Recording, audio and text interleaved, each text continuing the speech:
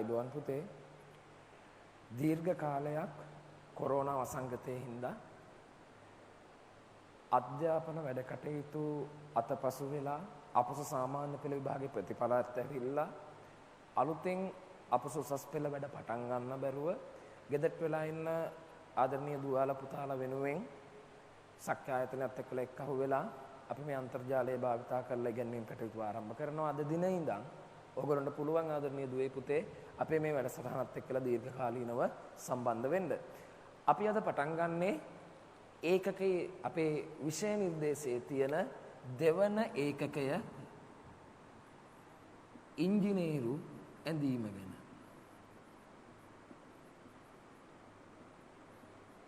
ඉංජිනේරු ඇඳීම. Engineering drawing. මේ ඒකකය පාවිච්චි කරලා A level paper එකේ පළවෙනි කොටසට MCQ දෙකක් මේ සම්භාවිතාවය හැකියාව තියෙනවා. ඒ වගේම රචනා පේපර් එක ගත්තොත් රචනා ප්‍රශ්න පත්‍රය ගත්තොත් ඒකේ පළවෙනි රචනා ප්‍රශ්නය ව්‍යුහගත රචනා ප්‍රශ්නය සම්පූර්ණයෙන්ම මේ පාඩමෙන් ලකුණු 75ක ප්‍රශ්නයක් ඔයාට එනවා. අපි මේ පාඩමෙන් ඉලක්කගත වෙන්නේ මෙන්න මේ MCQ දෙකටත් මේ කියන ලකුණු 75ක ව්‍යුහගත රචනා ප්‍රශ්නයටත් ඒකෙදි ඔබට යම්කිසි ඩ්‍රෝවින් එකක් අඳින්න සිද්ධ වේවි. හරි. අපි බලමු පුතේ මොකක්ද මේ ඉංජිනේරු ඇඳීම කියන්නේ? මේ ලෝකේ ඕනෑම භාණ්ඩයක් නිෂ්පාදනය කරනකොට මුලින්ම ඒ භාණ්ඩය නිෂ්පාදනය කළ යුතු ආකාරය සැලසුම් වෙන්නේ ඉංජිනේරුවෙක්ගේ හිතේ. ඉංජිනේරුවෙක්ගේ හිතේ ඇඳෙන මේ යම් භාණ්ඩයක සැලසුම ඔහුට සිද්ධ වෙනවා තවත් කාට හරි ඒක හදන කෙනෙකුට, ඒක නිර්මාණය කරන සේවකයෙකුට තමන්ගේ හිතේ ඇඳිච්ච යම් භාණ්ඩයක් නැත්නම් යම් දෙයක් මෙන්න මේ වගේ එකක් අර ප්‍රශ්නට උත්තරේ විදිහට නිර්මාණය කළොත් හොඳයි කියන දේ පණිවිඩය කියන්නේ. එතනදී ලෝකෙම පිළිගන්න සම්මත භාෂාව වෙන්නේ ඒ පණිවිඩය සම්ප්‍රේෂණය කරන ලෝකෙම පිළිගත් සම්මත භාෂාව වෙන්නේ ඉංජිනේරු ඇඳීම ඉංජිනේරින් ඩ්‍රෝවින් එකක් කියන එක. මේක ටිකක් දීර්ඝ කතාවක්. මේ ඉංජිනේරු ඇඳීම පුතේ මේ ලෝකේ හැම විශේෂ ශාස්ත්‍රයකදීම භාවිතා වෙන දෙයක්. ඉංජිනේරු ශාස්ත්‍රයේදී ප්‍රබලව භාවිතා වෙන දෙයක්. ඔයාට ප්‍රසන්ටේෂන් එක බැලුවොත් පේනවා විවිධ ශාස්ත්‍රවලදී මේ ඉංජිනේරු ඇඳීම භාවිතා කරලා තියෙන්නේ කොහොමද කියන එක පිළිබඳව.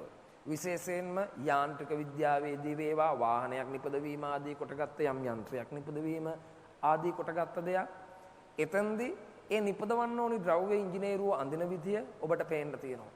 ඒ වගේම ගෙයක් නිර්මාණය කිරීමේදී වේවා සිවිල් ඉංජිනේරුවෙක් එහෙම නැත්නම් ගෘහ නිර්මාණ ශිල්පියෙක් තමන්ගේ හිතේ ඇඳෙන නිවාස ගොඩනැගිල්ල කොළයක් මත ඇඳලා දක්වීමේදී භාවිතා කරන්නේ මේ කියන ඉංජිනේරු චිත්‍රය. ඒ වගේම වේ අපිට විදුලි හා ඉලෙක්ට්‍රොනික ශාස්ත්‍රයේදී විවිධ ඉලෙක්ට්‍රොනික උපාංග නිර්මාණය කරන්න. ඒ වගේම ඔය ප්‍රසන්ටේෂන් එකේ තියෙන විදිහට පුතේ විවිධ ඕනෑම භාණ්ඩයක් නිර්මාණය කිරීම වයරින් එකක් කරනකොට ඒ වයරින් එක කරන්න ඕනි විදිහ සේවකයන්ට සම්ප්‍රේෂණය කරන්න ඉංජිනේරුව පාවිච්චි කරන්න පුතේ මේ කියන ඉංජිනේරු ඇඳීම කියන විෂය ශාස්ත්‍රය එහෙම නැත්නම් ඒ භාෂාව. අපි මේ කියන ඉංජිනේරු ඇඳීම සාමාන්‍ය චිත්‍රයක් අඳිනවට වඩා ගොඩක් වෙනස්කමක් තියෙන හින්දා ඒ වෙනස්කම් නිර්මාණය වෙන්නේ කොහොමද කියන එක මුලින්ම බලමු. චිත්‍ර ශිල්පියෙක් චිත්‍රයක් අඳිනවට වඩා බෙහෙවින්ම වෙනස් ක්‍රමවේද සම්මත මේ කියන ඉංජිනේරු ඇඳීමේදී භාවිතා කිරීම සිද්ධ වෙනවා. වෙන දෙයක් නෙමෙයි ඉංජිනේරු ඇඳීමේදී සාමාන්‍ය චිත්‍ර ශිල්පීන් චිත්‍රයක් අඳින්න ගන්න ක්‍රමවේද සහ උපකරණ වලටත් වඩා හාත්පසින්ම වෙනස් උපකරණ ක්‍රමවේද භාවිතා වෙනවා. අපි එකින්ද මේ පාඩමෙන් මුලින්ම කතා කරමු ඔබට ප්‍රසන්ටේෂන් එකේ පේනවා ඉංජිනේරු ඇඳීමේදී භාවිතා කරන කළ යුතු සම්මත උපකරණ මොනවද කියන එක පිළිබඳව. පුතේ ඉංජිනේරු ඇඳීමේදී භාවිතා කරන සම්මත උපකරණ ගැන කතා කරනකොට අපි දන්නවා චිත්‍රයක් අඳින්න නම් ප්‍රධානතම දේ කඩදාසියක් තියෙන්න ඕනේ. ඔව්. ඉංජිනේරු චිත්‍ර අඳින්න ගන්න කඩදාසිය මොන වගේ වෙන්න ඕනිද? ඔබට පේනවා ඉංජිනේරු චිත්‍රයක් අඳින කඩදාසියක තිබිය යුතු මූලික ගුණාංග 3ක් තියෙනවා. එයා සාමාන්‍ය කඩදාසි වලට වඩා රළු ගතියෙන් යුක්ත වෙන්න ඕනි. ඔබ දැකලා තියෙනවා පුතේ සව් කඩදාසි කියනවා ටිෂු පේපර්ස් තියෙනවා. ඒවා රළු නෑ. ඒවා හරි සියුම් මත ගන්නකොට වෙසක් කොළ ආදී දේවල්. ඒවැ කවදාවත් ඉංජිනේරු චිත්‍ර අඳින්න බෑ. යා හොඳ රළු ගතියෙන් යුක්ත වෙන්න ඕනි. ඒ වගේම සාමාන්‍ය කොළ වලට වඩා වැඩි ඝනකමකින් යුක්ත වෙන්න ඕනි. අපි දන්නවා තෙල් කඩදාසියක් වගේ ගත්තොත් එයා හරි සියුම්. හැබැයි A4 කොලයක් වගේ එකක් ගත්තොත් එයා හොඳ ඝනකමකින් යුක්තයි. අන්න ඉංජිනේරු චිත්‍ර අඳිද්දි කොලේ ඝනකම තිබිය යුතුයි. ඒ වගේම තමයි ඉංජිනේරු චිත්‍ර අඳින්න ගන්න කොළ සම්මත ප්‍රමාණ වලින් යුක්ත වෙන්න ඕනේ. මොකක්ද මේ සම්මත ප්‍රමාණ වලින් යුක්තයි කියලා කියන්නේ? පුතේ විශේෂයෙන් මේ ලෝකේ තියෙන විවිධ කඩදාසි වර්ග අතරින් ඉංජිනේරු චිත්‍ර අඳින්න යොදාගන්නේ අපි A වර්ගීකරණයේ කොළ. ඔබ දන්නවා ඇති මේ ලෝකේ කඩදාසි වර්ගීකරණය කරන ආකාර කීපයකින් B category, A category, A වර්ගයේ කොළ A4, A3, A2, ඒ වගේම B වර්ගීකරණය කියලා එකක් මේ ලෝකේ තියෙනවා B4, B3 ආදී කොටගෙන. ඔය අතරින් වඩා ජනප්‍රිය A වර්ගීකරණය. ඉංජිනේරු චිත්‍ර අඳින්න අපි යොදාගන්නෙත් ඔය කියන A වර්ගීකරණයේ කොළ. පුතේ A වර්ගීකරණයේ කොළ A බිඳුවේ ඉඳන් A බිඳුව, A1, A2, A3, A4, A5, A6, A7, A8, A9 සහ A10 කියලා කොළ වර්ග රාශියක් තියෙනවා. මේක තමයි මේ ලෝකේ තියෙන කඩදාසි වර්ග ටිකේ කැටගරිය ඇතුලේ. හැබැයි මේ A වර්ගීකරණයේ කොළ සෑම එකක්ම ඉංජිනේරු චිත්‍ර අඳින්න යොදාගන්නේ නැහැ. අපි ඉංජිනේරු චිත්‍ර අඳින්න යොදාගන්නේ A වර්ගීකරණයේ A4 කොළයට වඩා විශාල කොළ ටික. විශාල. ඔව්. ඉංජිනේරු චිත්‍ර අඳින්න යොදාගන්න කුඩාම කොළය, කුඩාම කඩදාසිය තමයි A4 ප්‍රමාණයේ කඩදාසිය. A4 කොළයක් කියලා කියන්නේ එයාගේ ප්‍රමාණය ඔබ මේ මිනුම් මතක තබා ගත යුතුයි. A4 කඩදාසියක පළල මිලිමීටර් 210යි A4 කඩදාසියක උස මිලිමීටර් 297යි. පුතේ මෙන්න මේ ප්‍රමාණයෙන් යුක්ත A4 කොළය වගේ දෙකක් තමයි A3 කොළයක් කියලා කියන්නේ. A4 කොළේ දිගින් අඩු පැත්ත නැත්නම් පළල පැත්ත දෙගුණයක් කරලා නිර්මාණය කරලා තියෙනවා A3 කොළය. එයාගේ උස වෙනසක් නෑ 297යි. නමුත් පළල 210 දෙගුණයක් වෙලා 420ක පළලකින් දැන් නම් ඒක දිගක්. මේක මේ දිග දෙගුණයක් වෙනවා. ඔන්න A3 කොළේ. A3 කොළේ වගේ දෙගුණයක්. හැමතිස්සෙම දෙගුණයක් වෙන්නේ දිගින් අඩු පැත්ත. ඒක හොඳට මතක තියාගන්න. දැන් මෙතනදි ගත්තොත් දිගින් අඩු පැත්ත වෙන්නේ 297. එහෙනම් A3 කොළේ A2 වෙනකොට දිගින් අඩු පැත්ත දෙගුණයක් වෙනවා. මේක දෙගුණයක් වෙනවා. පළල වෙනසක් නැහැ 420 එහෙම්මම තියෙනවා. නමුත් දිග 297 දෙගුණයක් වෙලා මෙයාව දෙකෙන් වැඩි කළොත් එහෙම ආට ලැබෙනවා 594ක් ලෙස. 594ක් ලෙස. ඔන්න ඔය විදිහට ඔයාට පුතේ A4 කොලේ A3 කරන්න, A3 කොලේ A2 2 කරන්න පුළුවන්. එහෙනම් ඔයාට ඊතනින් එහාට කතාව පැහැදිලි. A2 කොලේ වගේ දෙගුණයක් තමයි A1 කොලයක් කියන්නේ. මෙයාගේ දිගින් අඩු පැත්ත දෙගුණයක් වෙන්න ඕනි. හැබැයි පුතේ මෙන්න මේ කොළ දෙක නිර්මාණය වෙනකොට විශේෂතාවයක් තියෙනවා. මෙච්චර වෙලා දිගින් අඩු පැත්ත දෙගුණයක් වෙලා ආපු කොළ දිගින් අඩු පැත්ත දෙගුණයක් වෙලා ආපු කොළ මෙතන ඉඳන් මේ ලෝකේ තියෙන ලොකුම ඒ වර්ගීකරණයේ කොළ දෙක නිර්මාණය කරද්දී පොඩි වෙනසකට ලක් කරනවා. ඒ වෙනස තමයි දිගින් අඩු පැත්ත දෙගුණයක් කොට එයට එකක් එකතු කිරීම සිද්ධ කරනවා. උදාහරණයක් විදිහට මේ ආපු විදිහට නම් ඒ 1 කොලයක් කියලා කියන්නේ මෙයාගේ දිගින් අඩු පැත්ත 420 දෙගුණයක් වුණොත් 840ක් විය යුතුයි.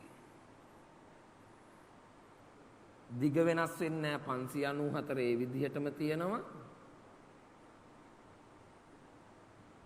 594 ඒ විදිහටම තියෙනවා.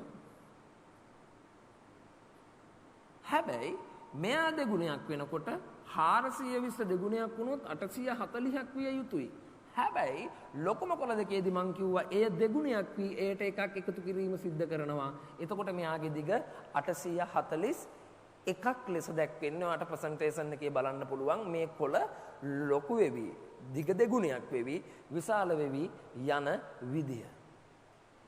ඔබට පේනවා A4 කොලේ වගේ දෙගුණයක් A3 කොලේ වෙලා, A3 කොලේ වගේ දෙගුණයක් A2 වෙලා, A2 වගේ දෙගුණයක් A1 වෙලා කියන එක.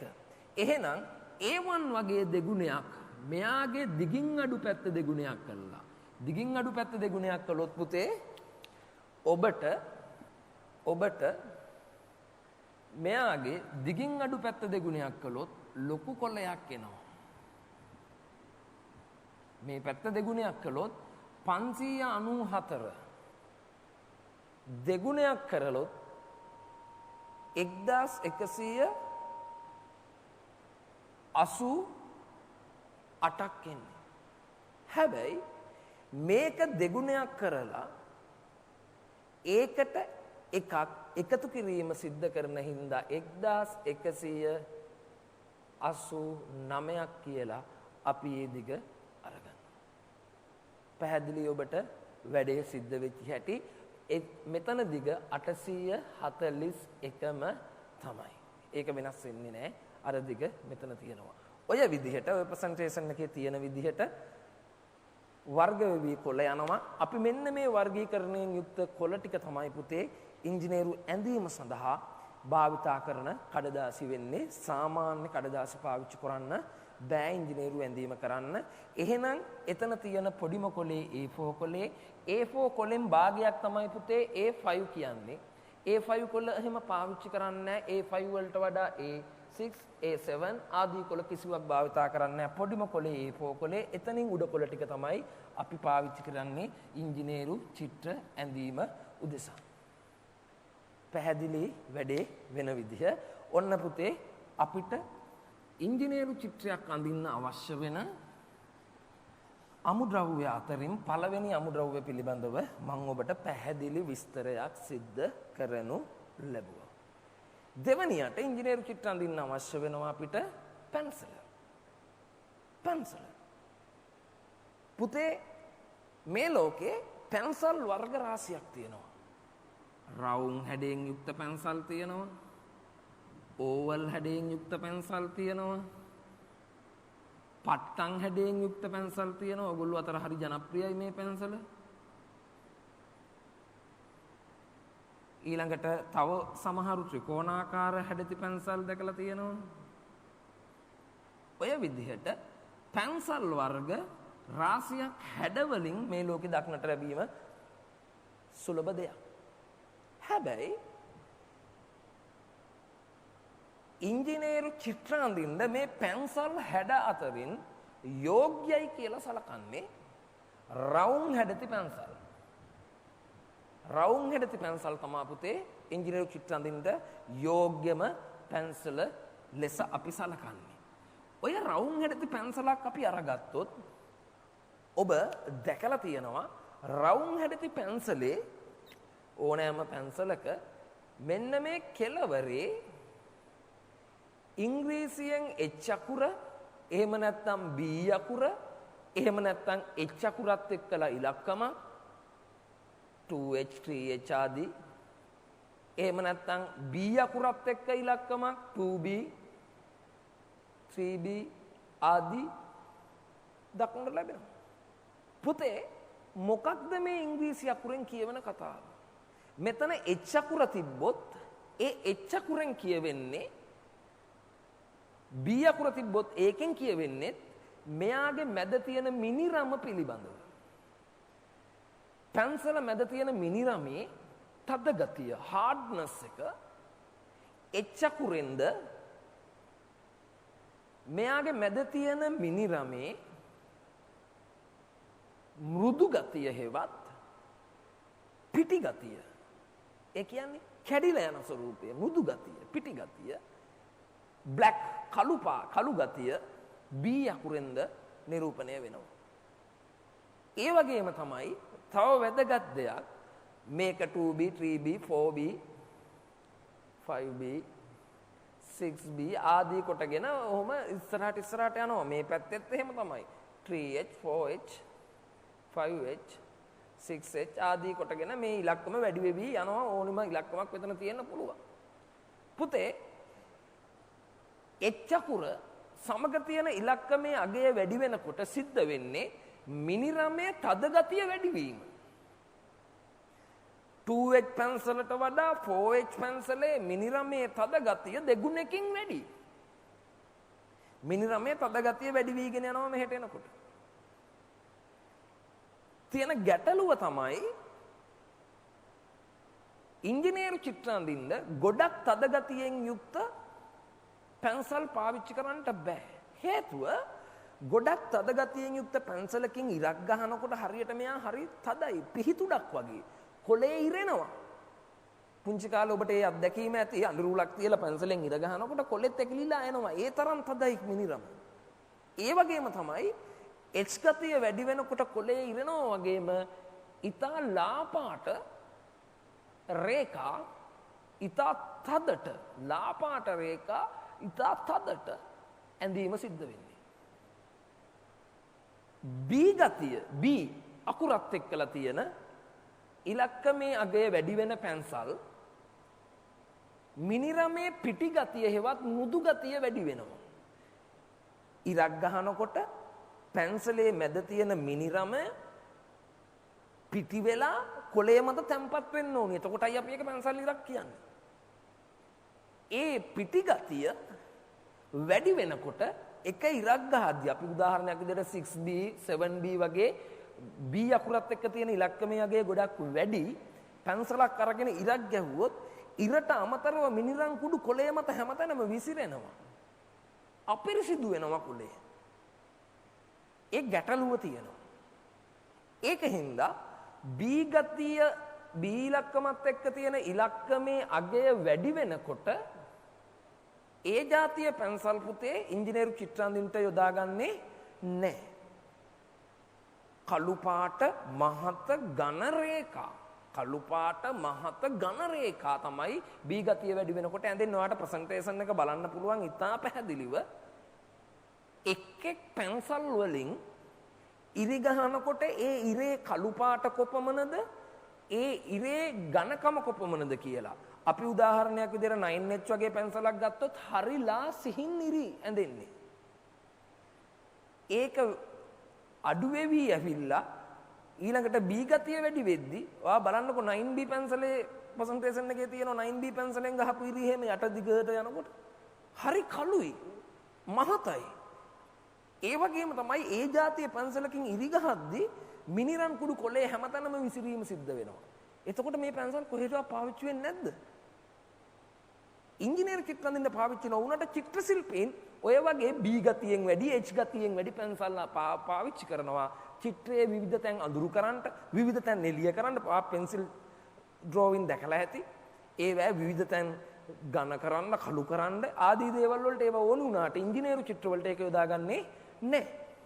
එහෙනම් ඉංජිනේරු චිත්‍ර අඳින්න වැඩියෙන්ම යොදාගන්නේ ඔය ප්‍රසන්ටේෂන් එකේ තියෙන විදිහට H ගතියෙන් වැඩි පැන්සලුත් නෙමෙයි B ගතියෙන් වැඩි පැන්සලුත් නෙමෙයි ඔයාට තියෙනවා මධ්‍යම ගතිය කියලා එකක් පේනවා අන්නේ මධ්‍යම ගතියෙන් යුක්ත පැන්සල් වර්ග තමයි ඉංජිනේරු චිත්‍ර අඳින්න වඩාත් යෝග්‍යයි කියලා සලකන්නේ මැද හරිය තියෙන පැන්සල් ටික ඒ අතරිනුත් වැඩියෙන්ම ඉංජිනේරු චිත්‍ර අඳින්න අපිට යොදා ගන්න පුළුවන් HB 2B 2H වැනි පැන්සල් මේව තමයි ඉතා ජනප්‍රියව පාවිච්චි කරන පැන්සල් විශේෂය වෙන්නේ ඒක මතක තියාගන්න.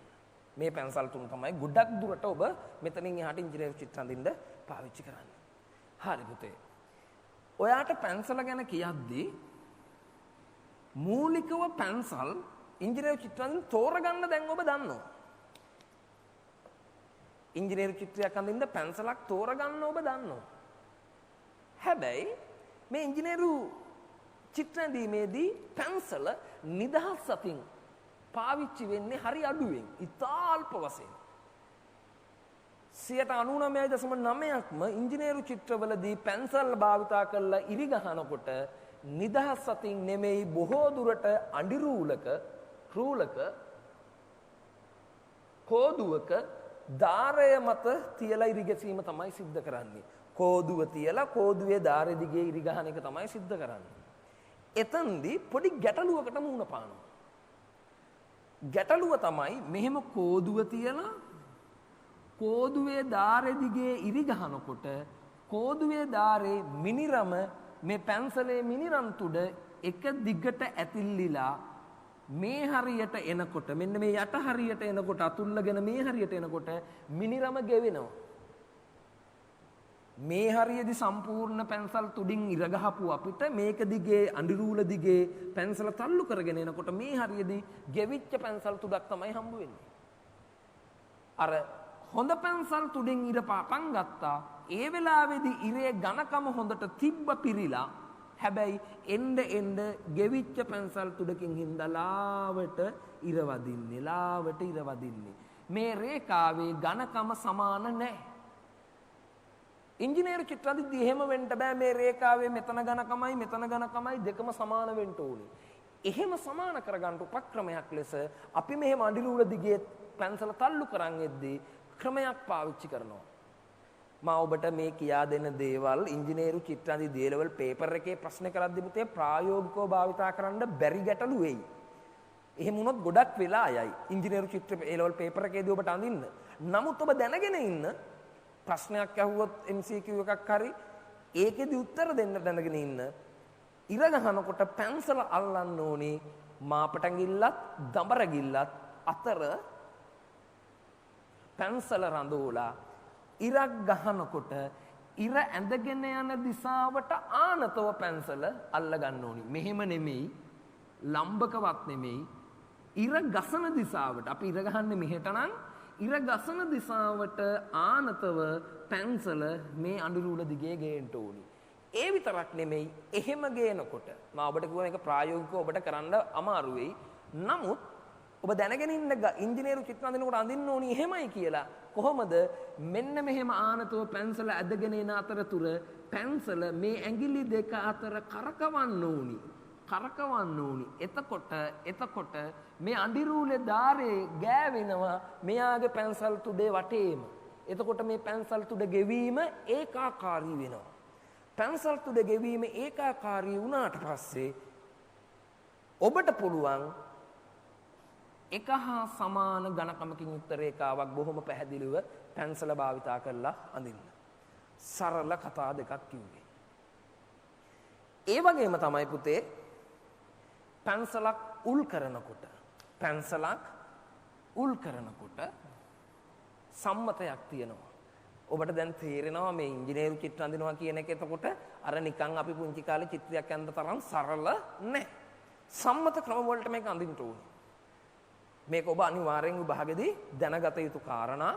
පැන්සලක් අර රේඛා ගහද්දි රේඛාව සම්මත ප්‍රමාණයන්ගෙන් පවත්වා ගැනීමේ උපක්‍රමයක් ලෙස ඉංජිනේරු චිත්‍ර ඇඳීම සඳහා ස්ටෑන්ඩඩ් එකක් දීලා තියෙනවා. පැන්සල් උල් කරනකොටත් මෙන්න මේ තත්වයේ තිබිය යුතුයි කියලා. මොන තත්වයේද? මම ඔයාලට අපේ කට්ටිය පැන්සල් උල් කරන විදි කීපයක් ඇඳලා පෙන්නන්නම් බෝඩ් එකේ. මෙන්න එක විදියක්. නේද? අපි ගොඩක් කට්ටියගේ පැන්සල් ඔය විදියට තියෙනවා මේ මිනිරම්. තව විදියක්.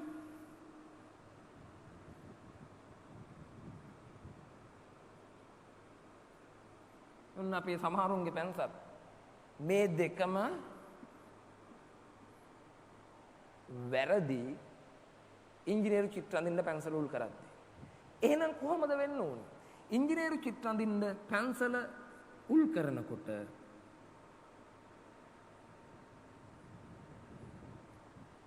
උල් කරන්න ඕනි නිවැරදි ක්‍රමේ මේක. මේක ගණිතමය විදිහට කිව්වොත් මෙන්න මේ කෙලවරේ ඉඳන් පැන්සල් තුඩේ කෙලවර දක්වා මෙන්න මේ දිග මිලිමීටර් 24ක් විය යුතු අතර මිනිරමේ දිග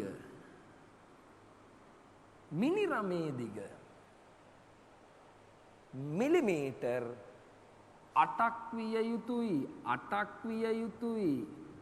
8ක් විය යුතුයි. ඕක වෙන විදිහකට කිව්වොත් මිනිරම මෙන් 3 ගුණයක් ආනත පැන්සලේ උල් කරනකොට මිනිරම මෙන් 3 ගුණයක් 8 වරක් 3 24යි 3 ගුණයක් මේ කෑල්ල දිග වෙන්න ඕනි නිවැරදි ක්‍රමේ. මෙච්චර කල් අපි හිතන් හිටියේ පැන්සලක් උල් කරන්න කටර් එකක් තිබ්බහන් ඇති කියලා. දැන් ඔහොම කියනකොට අපිට හිතෙනවා වර්නියර් කැලිපරෙත් ඕනි පැන්සල උල් කරන්න කියලා. නෑ. පුතේ මේක ප්‍රායෝගිකව හැමතිස්සෙම උල් කරනකොට තිය කැලිපරෙන් මැන කරනවා වගේ කරන්න බැරි හින්දා ක්‍රමයක් හදන් තියෙනවා. මොකක්ද ඔබ දැකලා තියෙන ඉංජිනේරු චිත්‍ර අඳිද්දි මේ જાතිය පැන්සල් පාවිච්චි වෙන්නේ නෑ පුතේ. ඇත්තම කතන්දරේ උල් කර ඉරි ගහන්නේ. ඉංජිනේරු චිත්‍ර අඳින්න වෙනම පැන්සලක් ඉංජිනේරුවෝ භාවිතා කරනවා. මැද රවුම් පැන්සලක් ඔයා දැකලා තියෙනවා. එයාගේ මැද මිනිරම් කූරු ඇතුළට දානවා. උඩින් එබුම් සුචයක් තියෙනවා. මේ මැද තියෙන මේ හදලා තියෙන ප්ලාස්ටික් ආවරණය ලෝහ හෝ ප්ලාස්ටික් ආවරණය සම්මතයක් ලෙස නිර්මාණය කරනකොට මෙන්න මේ කෑල්ල මිලිමීටර 16ක් වෙන්න ඒගොල්ලෝ නිර්මාණය කරලා තියෙනවා. මෙතන තියෙන සුචය ඔබනකොට මෙන්න මේ මිනිරම එළියට එන්නේ එකවරක මිලිමීටර 8ක් විදිහට යා නිර්මාණය කරලා තියෙනවා. උඩ තියෙන බොත්තම ඔබනකොට මිනිරම එළියට එන්නේ මිලිමීටර 8යි. එතකොට ඉංජිනේරුවන්ට ඕක මැන ඉන්න දෙයක් නැහැ. ඉරක් ගැහුවා බටන් එක සැරයක් උඩ තියෙන බොත්තම එක සැරයක් එබුවා. එතකොට අන්න ආයි පැන්සලේ තුඩ මිලිමීටර 8ට හැදිලා.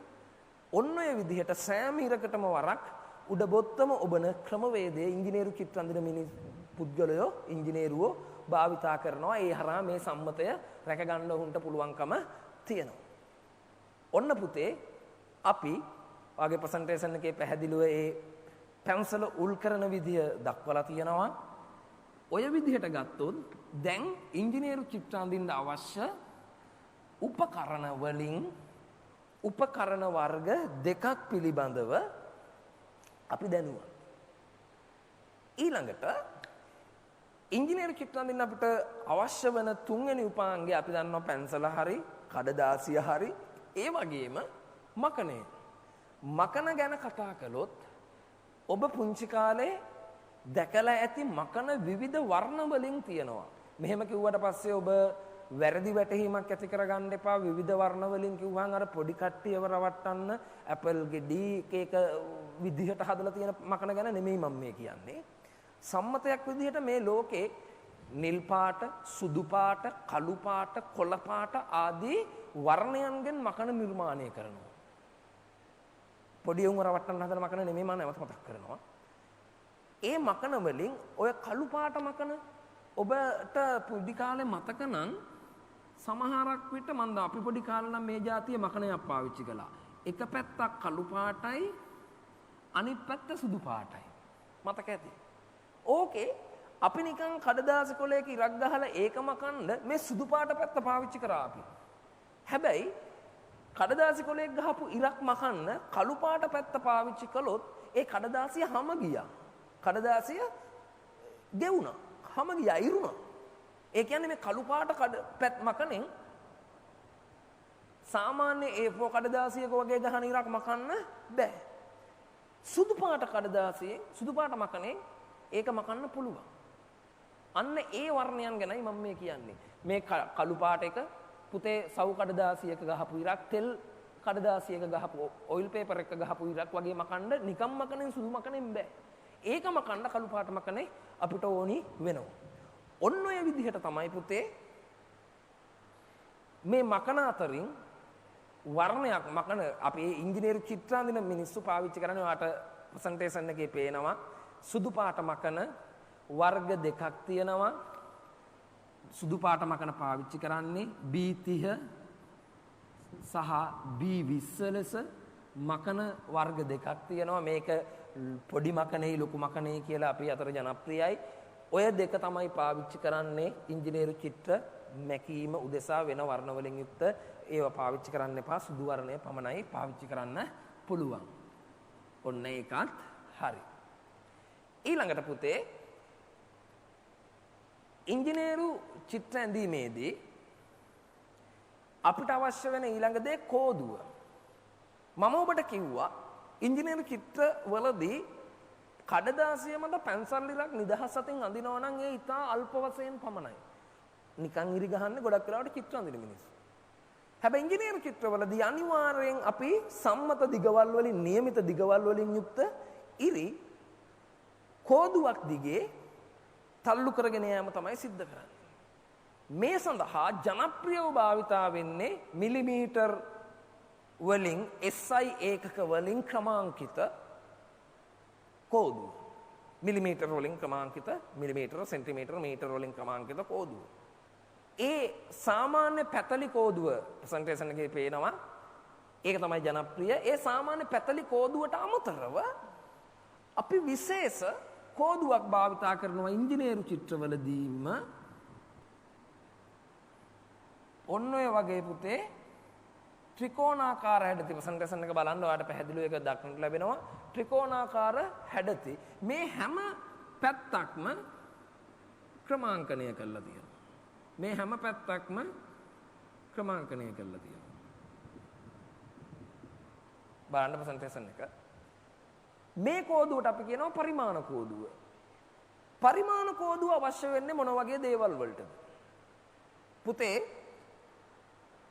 ඉංජිනේරින් ඩ්‍රෝවින් වලදී වස්තුවක ඇත්ත පෙනුම ඒ පරිමාණයටම කොළය මත ඇඳීම සිද්ධ වෙන්නේ හරි කලාතුරකින්. අපිට මේ පෑනේ ඩ්‍රෝවින් එක අඳිනවා නම් කඩදාසිය මත මෙයාගේ ඇත්තම උසවල් පළලවල් ඝනකමවල් පාවිච්චි කරන්න පුළුවන්. ඒකේ ගැටලුවක් නැහැ. හැබැයි අපි හිතමුකෝ ගොඩනැගිල්ලක චිත්‍රයක් කඩදාසිය මත අඳිනවා කියලා. ගොඩනැගිල්ලේ දිග මැන්න ඒ දිග ඒ විදිහටම මීටර් 50ක් දිග ගොඩනැගිල්ලක් නම් නැත්නම් මීටර් 20ක් දිග ගොඩනැගිල්ලක් නම් මීටර් 20ක දිගටම කොළය මතේ රේඛා අඳින්න බෑ. කඩදාසිය මේ ප්‍රමාණයෙන් යුක්තයි නම් මීටර් 20ක දිග අඳින්න අපිට එයාගේ මත බෑ. එහෙනම් අපි මොකද්ද කරන්නේ? පරිමාණයක් පාවිච්චි කරනවා. ස්කේල් එකක් භාවිතා කරනවා. අපි මේ කඩදාසියේ ලියනවක් තැනක මේ චිත්‍රයේ 1 මිලිමීටරයකින් 1 මීටරයක් නිරූපණය වේ කියලා පරිමාණය ලියනවා. එහෙම ලිව්වට පස්සේ මට පුළුවන් මීටර් 20ක් දිග රේඛාව වෙනුවට මිලිමීටර් 20ක රේඛාවක් අඳින්න. මීටර් 20ක් වෙනුවෙන් මිලිමීටර් 20ක රේඛාවක් අඳින්න. එතකොට අපි පාවිච්චි කරපු පරිමාණය කීයද? මිලිමීටර් 1කින් මීටර් 1ක් නිරූපණය කළා. 1 මිලිමීටරයකින් මේක මම මීටර් 1 මිලිමීටර් කරොත් 1000යි මිලිමීටර්. 1:10 අපි ওই අනුපාතයට කියනවා 1:1000 අනුපාතය කියලා. ඔය වගේ විවිධ අනුපාත 1:5 1:10 1:100 ආදී විවිධ අනුපාත ඉංජිනේරු චිත්‍රවලදී පාවිච්චි කරනවා. හැබැයි මෙතනදී තියෙන ගැටලුව අපි මේ 1:5 අනුපාතය වගේ එකක් ගත්තොත් ගොඩනැගිල්ලක රේඛාවක දිග මැන්න අපි හිතමුකෝ අපිට ආවේ මීටර් 30යි කියලා. මිලිමීටර් 30යි. මිලිමීටර් 30ක දිගක් වොන්න අපිට ආවා. මිලිමීටර් 30 පහෙන් බෙදනවා. එතකොට මිලිමීටර් 6යි. එහෙනම් මම මිලිමීටර් 30ක දිග වෙනුවට මෙතන අඳින රේඛාව මිලිමීටර් 6යි. ඔය විදිහට මං එයාගේ දිග මනිනවා. දැන් පළල මැනලා ඇඳ එයාගේ දිග මනිනවා. අපි හිතමුකෝ අපිට ආපු දිග මිලිමීටර් 60යි කියලා. මිලිමීටර් 60යි. මිලිමීටර් 60යි නම් මං ඒ මිලිමීටර් 60ක් දිග රේඛාව මෙයාගේ මත මෙහෙම අඳින්න ඕනි. මිලිමීටර් 60ක් දිග රේඛාව අඳිනකොට මම 1:5 අනුපාතයෙන් අඳින නිසා 60 බෙදනවා 5න් 12යි. එහෙනම් අඳින රේඛාවේ දිග මිලිමීටර් 12යි. ඔය විදිහට අපි හිතමුකෝ රේඛා 100ක් තියෙනවා කියලා මැනලා මේකේ අඳින්න. මං එතකොට ඇත්ත වස්තුවේ දිග 100 සැරයක් මැනලා ඒ සෑම දිගක්ම මිලිමීටර් 5න් බෙදලා ලැබෙන අගෙන් තමයි ඉරි ගහන්න ඕනි. ඕකට සෑහෙන වෙලා යනවා. දිග මනිනවා අනුපාතයට අදාළ අංකයෙන් ඒ දිග බෙදනවා බෙදලා ඒ දිගට අදාළව ඉර ගහනවා. ඕකට ගොඩක් වෙලා යන හින්දා ඒක නමත්ත ගන්න උපක්‍රමයක් විදියට තමයි පුතේ අපි පරිමාණ කෝදුව පාවිච්චි කරන්නේ. මේ පරිමාණ කෝදුවේ මේ එක් රේඛාවලට දීලා තියෙනවා පරිමාණ. අපි හිතමුකෝ මෙයාට දීලා තියෙන්නේ 1:5 අනුපාතය කියලා. එතනදී අපි ඇත්ත වස්තුවේ දිග මැන්න මට ආවේ මිලිමීටර් 60යි. මම ඒව බෙද ඉන්නේ නැහැ. 60යි නම් මෙයාගේ මෙතන ඉඳන් මිලිමීටර් 60ක් ක්‍රමාංකනය කරලා තියෙන තැන ලකුණු කරා. මෙතන ඉඳන් මිලිමීටර් 60ට අදාළ තැන ලකුණු කරලා ඒ දිග ගැහුවා. දැන් මිලිමීටර් 60ක් කියලා හිතාගෙන ගැහුවේ. හැබැයි ඇත්තට මෙයාගේ දිග මිලිමීටර් 12යි. ඇයි? 1:5 පරිමාණයෙන් තමයි මෙයාව ක්‍රමාංකනය කරලා තියෙන්නේ. ඔන්න ඔය කියන தത്വෙට අනුව දිගක් මැනලා යම් අනුපාතයකින් බෙදලා ඒ එන අගයට අදාළව ඉරි ගහද්දී අර බෙදන්න යන කාලේ ඉතුරු කරගන්න මැනපු දිග එහෙම්මම මෙයාගේ මත ලකුණු කරලා ඒ ඉර ගහනවා. එතකොට අපිට ඇඳෙන්නේ බෙදපු අගයෙන් යුක්ත නිවැරදි රේඛාව. ඔය විදිහට ඉංජිනේරු චිත්‍ර අඳිද්දී ගතවන කාලය අඩු කරගන්න විවිධ පරිමාණයන් සඳහන් කරලා බලන්න ප්‍රසන්ටේෂන් එක පරිමාණයන් සඳහන් කරලා හදලා තියෙන කෝදුව පරිමාණ කෝදුව කියලා අපි පාවිච්චි කරනවා. දැන් එතකොට ඉංජිනේරු චිත්‍ර අඳින්න ඔබට කඩදාසිය ගැන කිව්වා, පැන්සල ගැන කිව්වා, මකණය ගැන කිව්වා, කෝදුව ගැන කිව්වා. ඒ වගේම ඉංජිනේරු චිත්‍ර අඳින ඔබට අතිශයින් වැදගත් මෙතුවක්කල් ලොකුවට පාවිච්චි නොකරපු හැබැයි ඔබ හොඳ ආකාරවම දැකලා තියෙන තව ඉතා ජනප්‍රිය උපාංග දෙකක් තියෙනවා. ඒ තමයි විහිද චතුරස්‍ර යුගලය. විහිද චතුරස්‍ර යුගලය. යුගලය ඔබ දැකලා තියෙනවා ආගේ කවකටු පෙට්ටියේ තියෙනවා පුතේ කවකටු පෙට්ටියේ තියෙනවා මෙන්න මේ වගේ විහිද චතුරස්‍ර යුගලයක්. මෙතන අංශක 90යි. මේ විහිද චතුරස්‍ර යුගලයෙන් එකක මෙතන අංශක 60කුත් මෙතන අංශක 30කුත් තියෙනවා. අපි මේ විහිද චතුරස්‍රයට 30 60 විහිද චතුරස්‍රය කියලා කියනවා. 30 60 චතුරස්‍රය. අනිත් විහිද චතුරස්‍රයේ අංශක 45 බැගින් කෝණ දෙක සහිතව ඔබේ කවකටු පෙට්ටියේ පුංචි කාලේ ඉඳන් ඔබ දැකලා තියෙනවා. අපි ඒකට අංශක 45 විහිද චතුරස්‍රය කියලා කියනවා. 30 60 චතුරස්‍රයයි 45 චතුරස්‍රයයි කියලා විහිද චතුරස්‍ර යුගලයක් තියෙනවා. ඉංජිනේරු චිත්‍ර අඳිනකොට පුතේ අපිට මේ විහිද චතුරස්‍ර යුගලය නැතිවම බෑ. ඉංජිනේරු චිත්‍රවලදී පාවිච්චි කරන ජනප්‍රිය කෝණ තියෙනවා. ජනප්‍රිය කෝණ තියෙනවා. අංශක 30 60 90 අංශක 120 ආදී කොටගත්ත ජනප්‍රිය කෝණ තියෙනවා. මේ සෑම කෝණයක්ම ඉංජිනේරු චිත්‍රවලට අඳිද්දී ඒ කෝණ මැන ගැනීම උදෙසා කෝණමානය කියන උපාංගය පාවිච්චි කරන්න ඉතා සුළු වශයෙන් වේලාව ඉතුරු කරගන්න උපක්‍රමයක් ලෙස මේ අංශක 30 60 120 135 ආදී ජනප්‍රිය ඉංජිනේරු චිත්‍ර අදිද්දී පාවිච්චි කරන කෝණ නිර්මාණය කරගන්න පාවිච්චි කරන්න පුතේ මේ කියන විහිද චතුරස්‍රය ටී රූලත් එක්කලා. ටී රූල මොකක්ද කියන්නේ මොකද්ද කියලා ඔබට පසුව මම උගන්වන්නම්. ඉංජිනේරු චිත්‍ර අඳින්න පුතේ මෙන්න මේ වගේ කඩදාසිය ගත්තට පස්සේ ඒ කඩදාසිය මත අපි හිතමුකෝ මෙන්න මෙහෙම AB කියලා රේඛාවක් ඇඳනනම් අපිට AB රේඛාවත් එක්කලා අංශක 60ක ආනතියකින් යුක්ත ඒ හරහා යන රේඛාවක් අඳින්න ඕන නම් ඒක අඳින්න තියෙන ලේසිම විදිහ තමයි පුතේ අපි ගන්නවා මෙන්න මෙතනට විහිද චතුරස්‍රය අරගෙන මෙතන අංශක 60 එන විදිහට AB රේඛාව මත විහිද චතුරස්‍රයේ එක් පාදයකුත් ඒ පාදයක අංශක 60ක් එන විදිහට විහිද චතුරස්‍රයක් තියලා මෙන්න මේ රේඛාව දිගේ විහිද චතුරස්‍රයේ මෙන්න මේ පාදයේ දිගේ රේඛාවක් අඳිනවා. එතකොට AB රේඛාවත් එක්ක අංශක 60ක කෝණයක් සහිත ඉරක් අපිට ඉතා පහසුවෙන් ඇඳ ගන්න පුළුවන්.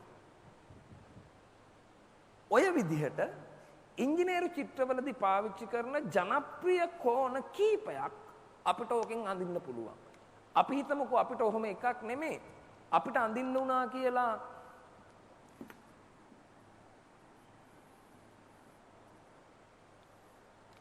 AB රේඛාවත් එක්කලා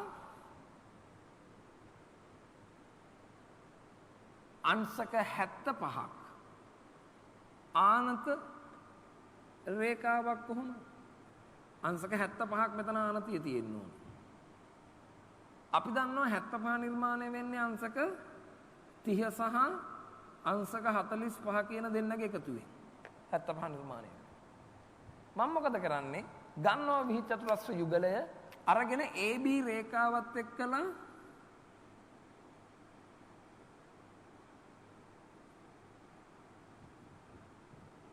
මෙතන අංශක 30 නිර්මාණය වෙන විදිහට විහිද චතුරස්‍රය තියෙනවා. එයාගේ මත මං අංශක 45 විහිද චතුරස්‍රය තියෙනවා.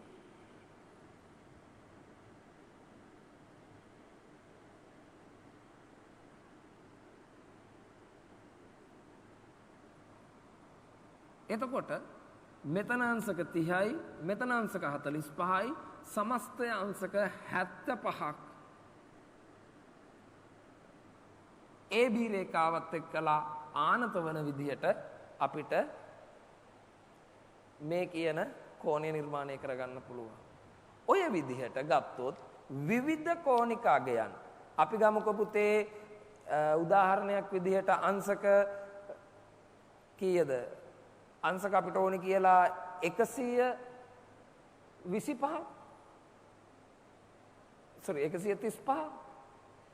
135 කොහොමද හදන්නේ? අංශක 90යි අංශක 45යි. මෙන්න මේ දෙන්න විහිද චතුරස්‍රය තියෙනවා AB රේඛාවත් එක්කලා මේ AB රේඛාව AB රේඛාවත් එක්කලා මම තියෙනවා අංශක 90 විහිද චතුරස්‍රය හොම මෙතන අංශක 90යි ඊළඟට මම මෙන්න මෙතනට හේතු කරනවා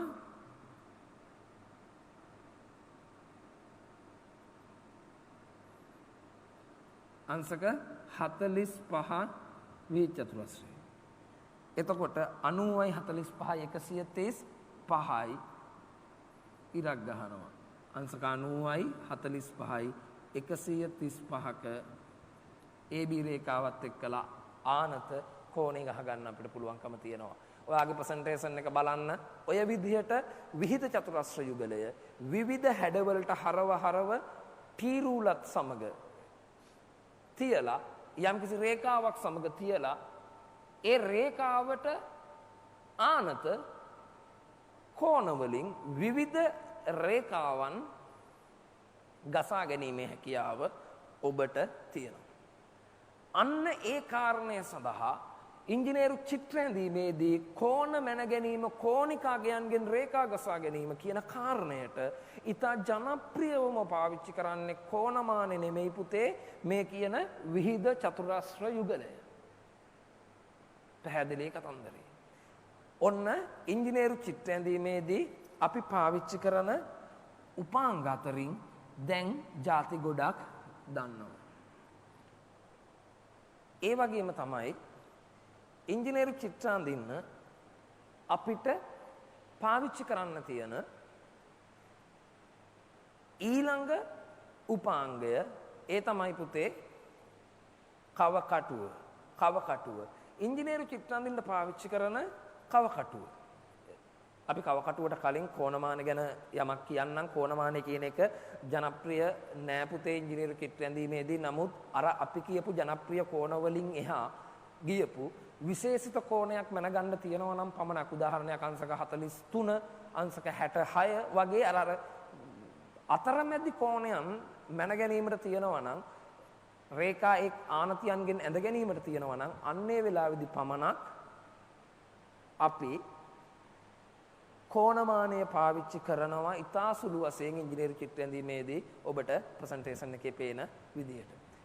අපි ඊළඟ උපාංගයේ ඉංජිනේරු චිත්‍ර ඇඳීමේදී සාකච්ඡා කරමු. ඒ තමයි කවකටුව. හරි පුතේ. බලන්න ඉංජිනේරු චිත්‍ර ඇඳීමේදී කවකටු භාවිතා කිරීමේදී ඉංජිනේරු චිත්‍ර අඳින්න කවකටු භාවිතා කිරීමේදී ප්‍රධාන වශයෙන් කාරණා කීපයක් උදෙසා අපි කවකටුව භාවිතා කිරීම සිද්ධ කරනවා. ප්‍රසන්ටේෂන් එකේ තියෙන විදිහට අපිට ඉංජිනේරු චිත්‍රයේදී යම් වෘත්තයක් ඇඳ ගැනීමට අවශ්‍යයි නම්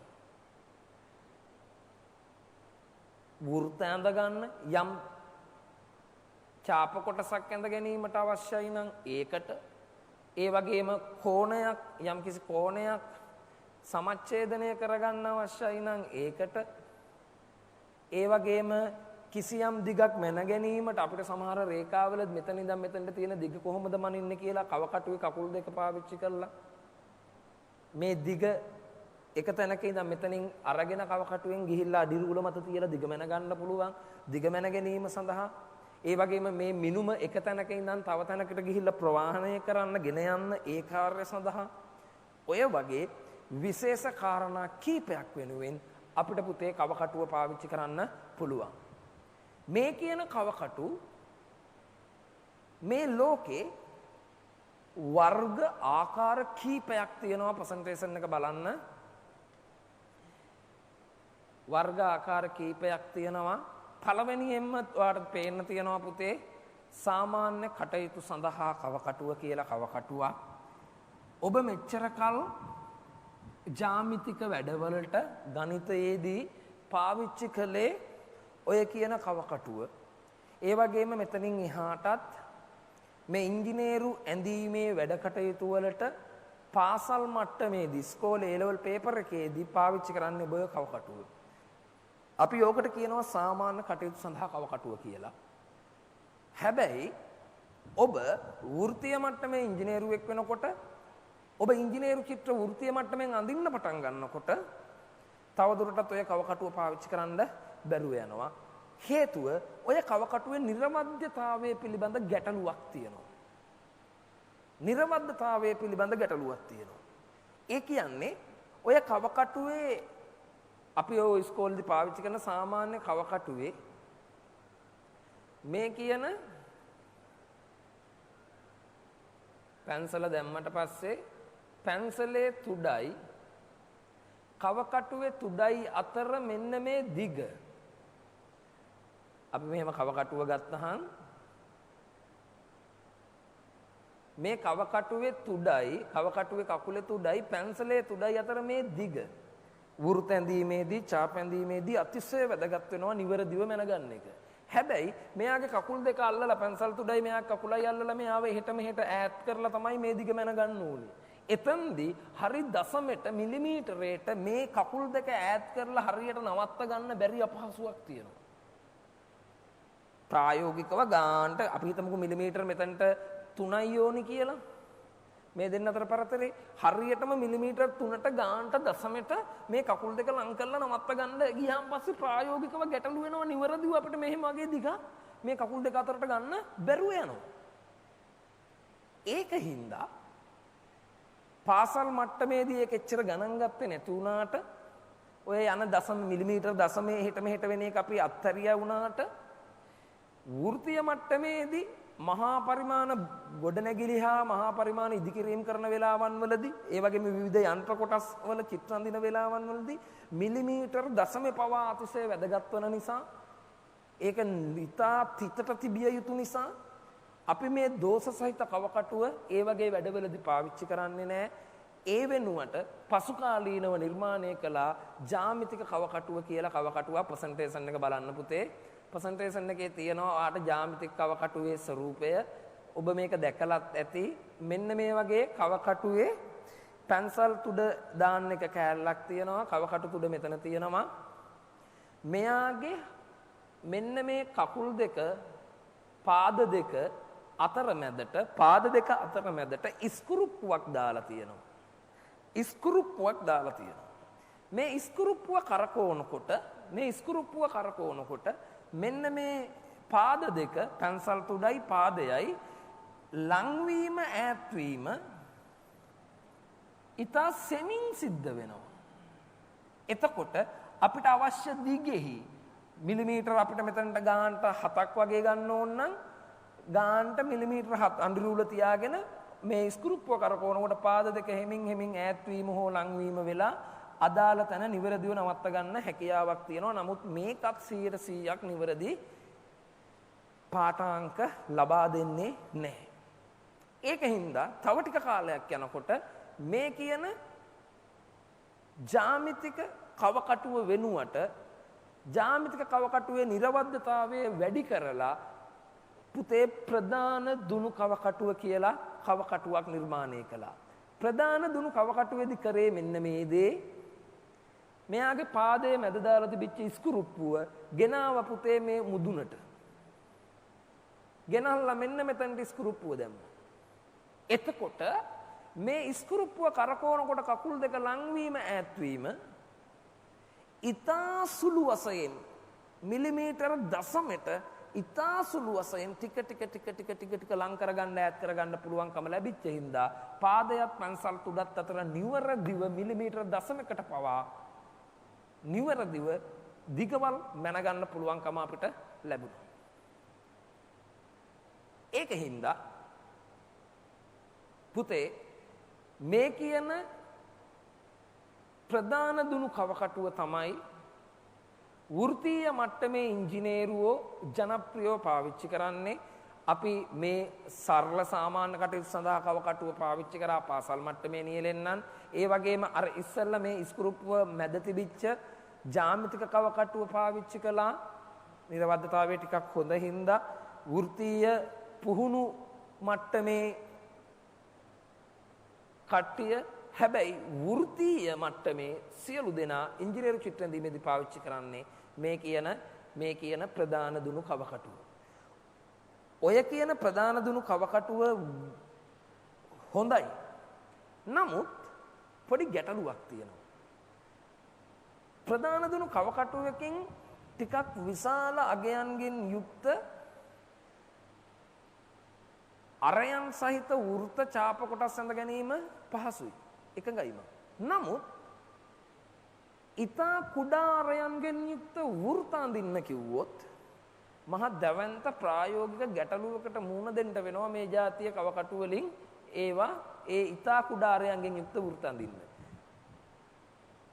ඔබට ඕනනම් පරීක්ෂා කරලා බලන්න පුළුවන්. ඔබ ළඟ තියෙන කවකටුව අරගෙන පුතේ මිලිමීටර් 2ක අරය සහිත වෘත්තයක් අඳින්න කියලා මම ඔබට යෝජනා කළොත් මිලිමීටර් 2ක අරය සහිත වෘත්තයක් අඳින්න කියලා යෝජනා කළොත් කවකටුව අරන් ඇඳලා බලන්නකෝ. මොකද්ද වෙන්නේ කියලා අඳින්න පුළුවන්ද කියලා සාමාන්‍ය කවකටුවක් අරන් ඇඳලා බලන්න. එතකොට වෙන දේ ටික දුරක් කවකටු තුඩ වටේ පැන්සල් තුඩ යනවා. ඉතිරි ටික දුර පැන්සල් තුඩ වටේ කවකටු තුඩ යනවා. බලන්නකො ඇඳලා ඇඳ ගන්න පුළුවන්ද කියලා. අර හෙමින් ඇඳොත් නම් ඇඳ ගන්න පුළුවන්. හරි කල්පනාවෙන් හෙමින් ඇඳොත් පුළුවන්. හැබැයි ඉංජිනේරු චිත්‍ර ඇඳීමේදී ඉක්මනින් ඔය වගේ ඉතා කුඩා අරයන් අඳින එක ප්‍රායෝගිකව කරන්න බැරි දෙයක්. ඒක නිසා ඒ සඳහා ප්‍රසන්ටේෂන් එකේ පෙන්නනවා ඔයාට පොම්ප කවකටුව කියලා කවකටුවක්. පුතේ මොකද කරන්නේ? මෙන්න මේ කියන කවකටුවේ ඔහොම එක තුඩක් තියෙනවා නම් එක පාදයක් ඔහොම තියෙනවා නම් අනෙක් පාදයේ පුතේ ඔන්නෝම වක්‍රතාවයක් සහිතව නිපදෝලා පැන්සල් තුඩ හයි කරනවා පැන්සල හයි කරනවා එතනට. ඔන්න පැන්සල් හයි කරනවා එතනට. බලන්න දැන් පැන්සල් තුඩයි කවකටු පාදයේ තුඩයි දෙන්න අතර දිග ඉතා අඩුයි. නමුත් මෙයාව භ්‍රමණය කරනකොට ලිස්සන්නේ නැතුව තුඩ එහෙට මෙහෙට යන්නේ නැතුව මෙන්න මේ පාදේ වටේ මෙයාව කරකව ගන්න තරම් ගම්ම්‍යතාවයක් මෙයාට තියෙනවා. මොකද මේ පාදේ මෙන්න මෙහෙ ගෙනල්ලා අවස්ථිතියක් නිර්මාණය කරලා තියෙනවා. ඒකින්ද මෙයාව කරකව ගන්න පුළුවන්. හොඳ අවස්ථිතියක් තියෙනවා. මේ පාදේ මෙහෙට අරන් තියෙන්නේ ඒකට. අන්නේ විදිහට පාදයේ ගිහිල්ලා වක් කරපු විදිහට ඊටා පහසුවෙන් කුඩා අරයන් පාද දෙක අතර පරතරය අඩු හින්දා ඊටා පහසුවෙන් කුඩා අරයන් සහිත වෘත්තඳ ගන්න මේ කියන පොම්ප කවකටුව භාවිතා කිරීම සිද්ධ කරනවා. ඔය කියන කවකටු ටිකට අමතරව පොඩි කාලේ ඉඳන් කවකටු පෙට්ටියේ තිබිච්ච අපි ගොඩක් වෙලාවට ප්‍රයෝජනට නොගත්ත තව කවකටුවක් තියෙනවා. ඒ තමයි ඔයා දැකලා තියෙනවා බෙදුම් කටුව. බෙදුම් කටුව කියන එක ඉංජිනේරු චිත්‍ර ඇඳීමේදී අපිට අවශ්‍යයි කාරණා කීපයක් වෙනුවෙන්.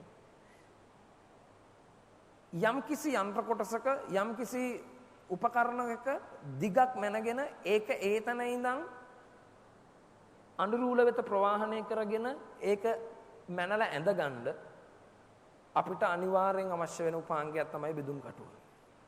දිගවල් යම් තැනක ඉඳන් තව තැනකට ප්‍රවාහනය කරන්න බෙදුම් කටුව පාවිච්චි කරනවා. ඊට අමතරව මේ බෙදුම් කටුවේ පාදයන් යොදාගෙන යම්කිසි සරල රේඛාවක් සමාන කොටස් වලට වෙන් කර ගැනීම යම්කිසි සරල රේඛාවක් සමාන කොටස් වලට වෙන් කර ගැනීම බෙදුම් කටුවේ පාද දෙක තියලා මෙහෙම සමාන කොටස් වලට වෙන් කරගන්න පුළුවන්කම තියෙනවා. අර ඒ තැන්වල අදාළ දිගවල් ගහලා මේ සරල රේඛාව සමාන කොටස් වලට වෙන් කරගන්න අපිට පුළුවන්කම තියෙනවා. ඔය වගේ දේවල් වලට අපි බෙදුම් කටුව කියන කව කටුව පාවිච්චි කිරීම සිද්ධ කරනු ලබනවා. ඒක මතක තියාගන්න. ඊළඟට පුතේ ඉංජිනේරු චිත්‍ර ඇඳීමේදී අත්‍යවශ්‍ය තව කාරණයක් තමයි අපි සාමාන්‍ය පරිදි මේසයක් මත මේ ඉංජිනේරු චිත්‍රය කඩදාසිය දිග අරගෙන ඉංජිනේරු චිත්‍රය අඳින්න ගත්තොත් ඒ මේසයේ යම් සිදුරු කඩතොළු දාර ලෑලි අතර දාර ආදී දේවල් තියෙන්න පුළුවන්. අපි දන්නවා එහෙම සිදුරක ඉරක් ගහන වෙලාවේදී පැන්සල් තුඩ රිංගුවොත් කඩදාසිය ඉරිලා කඩදාසියට හානි වෙලා රේඛා ඇද ගිහිල්ලා ඉංජිනේරු චිත්‍රය විනාශ වීම අපිරිසිදු වීම සිද්ධ වෙනවා. මේක වළක්වා ගැනීමේ උපක්‍රමයක් ලෙස අපි ඉංජිනේරු චිත්‍ර අඳින හැම වෙලාවකදීම ඉංජිනේරු චිත්‍රය ඇඳිය යුතු වන්නේ යම් ආධාරකයක් මත තියාගෙන. මේ සඳහා යොදා ගන්නා ආධාරක අපි හඳුන්වනවා ඇඳීමේ පුවරු කියලා. විශේෂයෙන් එක් කඩදාසි වලට ගැලපෙන්න ඇඳීමේ පුවරු විවිධ ප්‍රමාණ වලින් හදලා තියෙනවා වෙළඳපොළ තුල. A4 කඩදාසියට හරියන්න බෝඩ් එකක් ඩ්‍රෝවින් බෝඩ් එකක් තියෙනවා. A3 A2 ගොඩක් වෙලාවට A2 කුලේ තමයි ඉංජිනේරු චිත්‍ර අඳින්න ඔය කැම්පස් එකේදී එහෙම පාවිච්චි කරන්නේ. A2 කොලේට හරියන ඩ්‍රෝවින් බෝඩ් ගොඩක් දක්නට ලැබෙනවා. විවිධ ප්‍රමාණයන්ට හරියන විදිහට ඍජු දාර සහිතව අනිවාර්යෙන් මේ දාර හරි ඍජු වෙන්න ඕනි. දාර කඩතොළු වෙන්න බෑ. ඒ වගේම අංශක 90ක මුළු සහිත මේ අංශක 90 මුල්ල අනිවාර්යයි සහිත කඩතොළු වලින් තොර සමතල දාර නැති පෘෂ්ඨයක් තමයි අපි මේ කියන විදිහට ඇඳීමේ පුවරුවක් ලෙස භාවිතා කරන්නේ. හැබැයි පුතේ ඉංජිනේරු ඇඳීම් වලදී ඇඳීමේ පුවරුවට අමතරව මෙයාගේ ටී රූල කියලා ජනප්‍රිය උපාංගයක් පාවිච්චි කරනවා බලන්න ප්‍රසන්ටේෂන් එක. මොකද්ද මේ ටී රූල කියන්නේ? ටී රූල පාවිච්චි කරනවා. ප්‍රසන්ටේෂන් එකේ තියෙනවා ටී රූල ඩ්‍රෝවින් බෝඩ් එකත් එක්ක අනිවාර්යෙන් භාවිතා කරන දෙයක්. මේ ටී රූලේ මෙන්න මේ අල්ලුව යාරයක් දිගේ එහෙ ගෙනියනකොට ඒ අල්ලුවත් සමග උඩ පල්ලෙහා යන්න පුළුවන් විදිහේ ටී රූල් තලයක් නිර්මාණය කරලා තියෙනවා. මෙන්න මෙතන අංශක 90ක් වන විදිහට තමයි පුතේ මෙයා නිර්මාණය කරලා තියෙන්නේ. මෙතන අංශක 90යි. එතකොට අපිට පුළුවන්කම තියනවා මෙයාගේ ඇතුලේ කඩදාසිය ඔහොම හයි කරලා මේ ඩ්‍රෝවින් බෝඩ් එක මත කඩදාසිය ඔහොම හයි කළාට පස්සේ මේ කියන ටී රූල එහෙට මෙහෙට ගෙනහිල්ලා අපිට මේ විවිධ තැන්වල උදාහරණයක් විදිහට මෙන්න මෙතන මේ ලක්ෂය හරහා අපිට තිරස් රේඛාවක් ගහ ගන්න ඕන නම් තියෙන සරලම විදිය මේ කියන ටී රූල ඩ්‍රෝවින් බෝඩ් එකේ මේ ධාරෙ දිගේ ගිනියනවා පුතේ ටී රූල් තලයේ මෙතනට ස්පර්ශ වෙනකන් ලං වෙනකන් ගිනිහිල්ලා ඒ ලක්ෂය හරහා දැන් මේ ටී රූලේ තලය එතනට සම්බන්ධ වුණාට පස්සේ අපි කරන්නේ මොකක්ද මේ කියන ටී රූල් තලයේ දිගේ ඉතා සරලව ඉරක් ගහ ගන්න අපිට පුළුවන්. ඒක මේ ධාර වලට සමාන්තර මේ කොලේ ධාරය ටී රූල් මේ ඩ්‍රෝවින් බෝඩ් එකේ ධාරය මේගොල්ලොන්ට සමාන්තරව තමයි පුතේ මේ ඉර ඇඳෙන්නේ. ඒ වගේම අපිට තිරස් අතට මේ සිරස් අතට මේ අතට ඉරක් ගහ ගන්න ඕන නම් මේ ටී රූල ගේනවා මෙතනට ගෙනල්ලා මේ ලක්ෂයට ටී රූල් තලයේ හේතු කරලා මේ අතරත් අපිට ඔය වගේම ඉර ගහ ගන්න පුළුවන්කම ලැබෙනවා. ප්‍රසන්ටේෂන් එක බලන්න. ඒකේ වාට පැහැදිලි වේදේ තියෙනවා.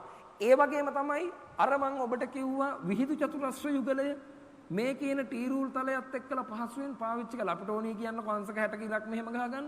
මම මොකද කරන්නේ? ටී රූලත් එක්කලා අංශක 60 30 විහිදු චතුරස්‍රය පාවිච්චි කරලා ඉර ගහ ගන්න ඕනි තැන මෙතන නම් මේ සෙට් එක මේ දෙන්නව ගේනවා එයාට ඒ ලක්ෂයට ලං වෙන්න ගෙනල්ලා ඒ ලක්ෂයට මෙන්න මේ විහිදු චතුරස්‍රයේ ධාරය ලං වුණාට පස්සේ එයාගේ මත තියලා ඉර ඇඳ ගන්න පුළුවන්කම අපිට තියෙනවා. ඔන්න ඔය විදිහට අපිට පුතේ විහිදු චතුරස්‍ර භාවිතා කරලා ආනත රේඛා ගසා ගැනීමටත් එහෙම නැත්නම් ඍජුවම තිරස් ධාරවලට සමාන්තර තිරස්සෝ අනිත් අතට ඉරිගසා ගැනීමට ඔය වගේ දේවල් වලට අපිට පුතේ ඔය කියන ටී රූල අවශ්‍ය වෙනවා. මම ඔබට කිව්වා ඉංජිනේරු ඇඳීමට ඇඳීමේ පුවරුව ඩ්‍රෝවින් බෝඩ් එකයි ටී රූලයි ගැන ගොඩක් වෙලාවට මේක පදම් කළ ලෑලි වලින් හදලා තියෙනවා. ඒ වගේම ෆයිබර් කියන ප්ලාස්ටික් කියන විශේෂයන් වලුත් ඔය කියන ඩ්‍රෝවින් බෝඩ් එක හදලා තියෙනවා. නමුත් ලී වලින් මේ ඩ්‍රෝවින් බෝඩ් එක හැදුවට පස්සේ ඩ්‍රෝවින් බෝඩ් එක මත තියෙන කොලේ එහෙ මෙහෙ අනේක නවත්තන්න. ඩ්‍රෝවින් බෝඩ් එක මත කොලේ තියලා ඒ කොලේ එහෙ මෙහෙ ඩ්‍රෝවින් එක අඳිද්දි කොලේ එහෙ මෙහෙ අනේක නවත්තන්න අපි මේ කොලය ඩ්‍රෝවින් බෝඩ් එකට හිර කරන්න ක්ලිප් පාවිච්චි කරනවා. අල්ලු පාවිච්චි කරනවා. රූප සටහනේ තියෙනවා ප්‍රසන්ටේෂන් එකේ ඔය කියන අල්ලුවක හැඩය. ඔය විදිහට තමයි පුතේ අපේ පාඩමේ පළවෙනි කොටස අවසන් වෙන්නේ. ඒ තමයි ඉංජිනේරු චිත්‍ර ඇඳීමට පාවිච්චි කරන උපකරණ ගැන මම ඔබට කඩදාසි ගැන කිව්වා, පැන්සල් ගැන කිව්වා, මකන ගැන කිව්වා, කවකටු ගැන කිව්වා, විහිද චතුරස්‍ර යුගල ගැන කිව්වා, ඊළඟට ඇඳීමේ පුවරු ගැන කිව්වා, ඩ්‍රෝවින් බෝඩ් එකේ ටී රූල ක්ලිප් ගැන කිව්වා. ඔය විදිහට ඉංජිනේරු චිත්‍ර අඳින්න ඕන ඔය උපාංග සෙට් එක අපි ජනප්‍රිය උපකරණ සෙට් එක අපි ජනප්‍රියව භාවිතා කරනවා කියන එක මතක තියාගන්න. ඒ පළවෙනි කතාව. දෙවෙනි කතාව මේ පාඩමේ දෙවෙනි සරල මාතෘකාව තමයි ඉංජිනේරු චිත්‍ර ඇඳීමේදී භාවිතා කරන සම්මතයන්. ස්ටෑන්ඩඩ්. මේක ලේසි වැඩක් නෙමෙයි එතකොට. ඇයි? අඳින්න ගන්න උපකරණ වලත් තියෙන්න ඕනි ස්ටෑන්ඩඩ් එකක් තියෙනවා. සම්මතයක් තියෙනවා. ඒ සම්මත උපකරණ සෙට අරගෙන ඉංජිනේරු චිත්‍ර අඳිද්දි, ඉරි ගහද්දි, රේඛා ගහද්දි ඒ ගහන රේඛාවලත් ප්‍රධාන සම්මත තත්වයන් කීපයක් තියෙනවා. බලන්න පුතේ ඊළඟ ප්‍රසන්ටේෂන් එක මේ විදිහට ඉංජිනේරු චිත්‍ර අඳිනකොට අපිට කැමති විදිහට නිදහස් අතින් ඉරි ගහන්න බැරි වගේ අපි දැන් දන්නවා. එහෙනම් ඉංජිනේරු චිත්‍ර අඳින්න ගන්න රේඛා මොන තත්වයන්ගෙන් තියෙන්න ඕනද කියන කාරණේ ඔබ දැන් ඉගෙන ගන්න ඕනේ. පුතේ ඉංජිනේරු චිත්‍ර ඇඳීමේදී භාවිතා වන සම්මත රේඛා ගැන කතා කළොත් මේ රේඛා වලට විවිධ නම් ටිකක් තියෙනවා. අපි මුලින් මේක දැනගෙන ඉමු. අපි හිතමුකෝ පුතේ යම්කිසි වස්තුවක් දිහා බලාගෙන මං ඒ වස්තුවේ රූප සටහනක් ඔය වගේ අඳිනවා කියලා. ඉංජිනේරු චිත්‍රය ඔහම අඳිනවා.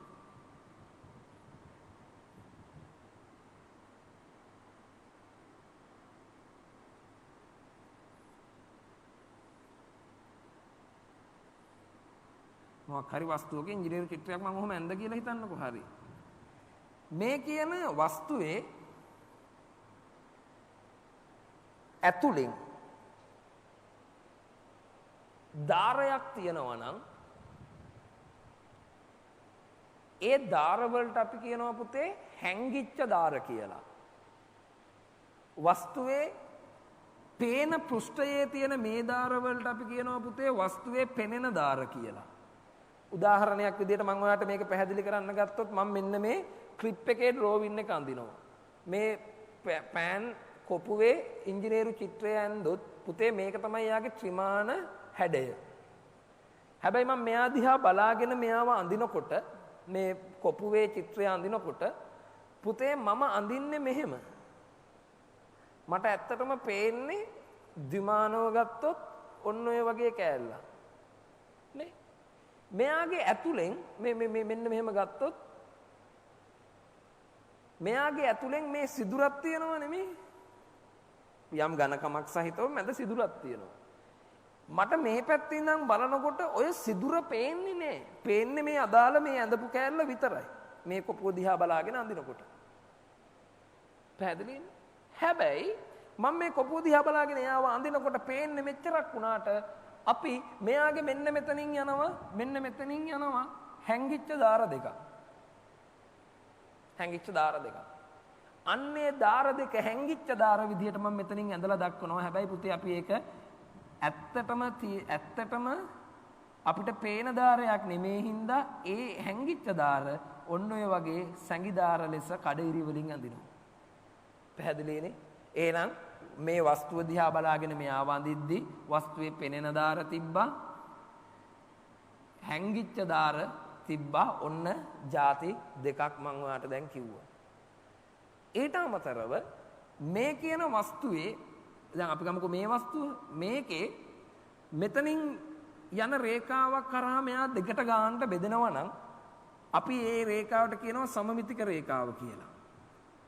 අන්න මම මෙයා සමමිතික බව අඟවන්න රේඛා වර්ගයක් අඳිනවා. මම කියා දෙන්නම් මේ රේඛා වර්ග මොනවද කියලා. සමමිතික බව අඟවන්න රේඛාවක් ගහනවා. මධ්‍ය රේඛා, සමමිතික රේඛා කියලා අපි ඒක හඳුන්වනවා. මේ වගේ වෘත්තයක් අපි ඇඳුත්, මෙහෙම වෘත්තයක් ඇඳුත් මේ වෘත්තයේ කේන්ද්‍රය දැක්වීම සඳහා අපි ඉංජිනේරු චිත්‍රවලදී මෙන්න මෙයාගේ කේන්ද්‍රය හරහා යන්න ඔය විදිහට රේඛා අඳිනවා. අපි ඒවා කේන්ද්‍ර රේඛා හෙවත් මධ්‍ය රේඛා කියලා හඳුන්වනවා. වස්තුවේ පෙනෙන දාර තිබ්බා, වස්තුවේ පේන දාර තිබ්බා, වස්තුවක් ඇතුලේ හැංගිච්ච දාර, සැඟි දාර තිබ්බා. ඒ වගේම සමමිතික රේඛා තියෙනවා. ඒ වගේම මධ්‍ය රේඛා තියෙනවා. ඉංජිනේරු චිත්‍රවලදී ඔය වගේ රේඛා වර්ග කීපයක් අපි පාවිච්චි කරනවා. ඊට අමතරව අපි හිතමු පුතේ මෙතන ඉඳන් මෙතනට තියෙන දිග මිලිමීටර් 60යි කියලා. මට මෙන්න මේ දිග මේ චිත්‍රය මත ලකුණු කරන්න ඕන නම් මම 60යි කියලා මෙහෙම මෙයාගේ මත දාන්නේ නැහැ. ඒක වැරදි. අපි කරන දේ තමයි මෙතන ඉඳන් මෙතනට තියෙන දිග මිලිමීටර 60යි නම් මෙන්න මෙතනින් මිලිමීටර 1ක් හෝ 2ක් ඈත් කරලා මිලිමීටර 1ක් කියලා තමයි හරියටම කියන්නේ. එකක් ඈත් කරලා අදිනවා මෙන්න මෙහෙට ඉරක්. මෙතනනුත් මිලිමීටරයක් ඈතින් පටන් අරගෙන මිලිමීටර 10ක් විතර දිග ඉරක් අදිනවා. ඇදලා මේ දිග එළියට ඇදලා ගන්නවා. මේ දිග එළියට ඇදලා ගන්නවා. මෙතන ඉඳන් මෙතනට දිග කියන එක තමයි ඕකේ අදහස. අපි අන්න මේ සීමාවේ ඉඳන් මේ සීමාවට අඳිනවා පුතේ මෙහෙට ඉරක්. ඇඳලා එයාගේ ඊතල දෙකක් දාලා මෙතන ඒ දිග 60යි නම් 60යි කියලා ලියනවා. ඔන්න ඔය විදිහට තමයි පුතේ දිග ලකුණු කරන්නේ ඉංජිනේරු චිත්‍රයකදී. අපි මේ මාන දාන විදිය වෙනම මේකකයක් ලෙස ඔබට කියා දෙන්නම් මාන දානදී පාවිච්චි කරන නීති ටික. දැනට ඔක මතක තියාගන්න. මේ විදිහට යම්කිසි රේඛාවක දිග එළියට අරගෙන අඳිනකොට මෙතන ඉඳන් මෙතනට සීමාව දක්වන්න දෙපැත්තෙන් ඇඳපු මේ රේඛා දෙක අපි හඳුන්වනවා සීමාන්ත රේඛා කියලා. මොන රේඛාද? සීමාන්ත රේඛා කියලා. ප්‍රසන්ටේෂන් එක බලන්න ඔයාට ඔය කියන රේඛා වර්ග සියල්ලම දක්වලා තියෙනවා. සීමාන්ත රේඛා දෙක මෙතන තියෙනවා. හරි? ඊට පස්සේ ඒ සීමාන්ත රේඛා දෙක යා කරලා ගහන මෙන්න මේ රේඛාව දිග දැක්වීම සඳහා ගන්න මේ රේඛාව අපි මාන රේඛාව කියලා හඳුන්වනවා. එහෙනම් වස්තුවේ පෙනෙන දාර තිබ්බා, වස්තුවේ සැඟි දාර තිබ්බා, වස්තුවේ සමමිතික රේඛා තිබ්බා, වස්තුවේ කේන්ද්‍ර රේඛා එහෙම නැත්නම් මධ්‍ය රේඛා තිබ්බා, සීමාන්ත රේඛා තිබ්බා, මාන රේඛා තිබ්බා. ඔය විදිහට ඉංජිනේරු චිත්‍ර ඇඳීමේදී පුතේ අපි රේඛා වර්ග කීපයක් භාවිතා කරනවා. ඒ වගේම තමයි පුතේ අපි හිතමුකෝ මෙන්න මේ වගේ වස්තුවක් මං ඇඳා. අපි මේකම හිතමුකෝ. මම මේ ක්ලිප් එක. මේ ක්ලිප් එකේ මං කෑල්ලක් කඩනවා. කෑල්ලක් කැඩුවොත් ගාන්ටේ කෑල්ල નિયમિત හැඩයකට කැඩෙන්නේ නැහනේ. අන්න ඒ වගේ වෙලාවේදී මම මෙයාගෙන් කෑල්ලක් කැඩිලා තියෙනවා නම් අන්න ඒක දක්වන්න නිදහස් අතින් රේඛාවක් කැඩීම් දක්වන රේඛාව ලෙස අපි හඳුන්වනවා.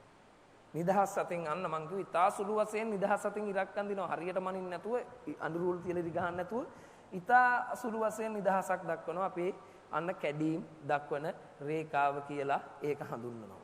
අපි තව දෙයක් මං මෙන්න මේ කියන ත්‍රිමාන වස්තුවේ මේ ක්ලිප් එක දෙකට මැදින් දෙකට කපන්න කියන පණිවිඩය දෙනවනම් මේක ඡේදනය කරන්න මෙන්න මෙතනින් දෙකට පලන්න කියන පණිවිඩය ඉංජිනේරු චිත්‍රයක් කරා දෙනවනම් අපි ඒක දක්වන්න මෙතනට පාවිච්චි කරනවා පුතේ ඉරක්. එයාගේ දෙපැත්ත හොඳටම ඝනකම කරලා මෙයාව දෙකට ඡේදනය කරන්න කියන පණිවිඩය දෙනවා. අන්න ඒ සඳහා පාවිච්චි කරන මේ රේඛාව ඡේදන රේඛාවක් කියලා අපි කියනවා. ඔය විදිහට ගත්තොත් ඔබට ඉංජිනේරු චිත්‍රවලදී පාවිච්චි කරන රේඛා වර්ග කීපයක් තියෙනවා කියන එක අවබෝධ වෙනවා. ඔය කියන රේඛා අඳින්නේ කොහොමද? ඒ කියන රේඛා වලට කියන්නේ නම් මොනවද කියලා ඔයාට මේ ප්‍රසන්ටේෂන් එකේ තියෙන වගුවෙන් පැහැදිලි වෙනවා.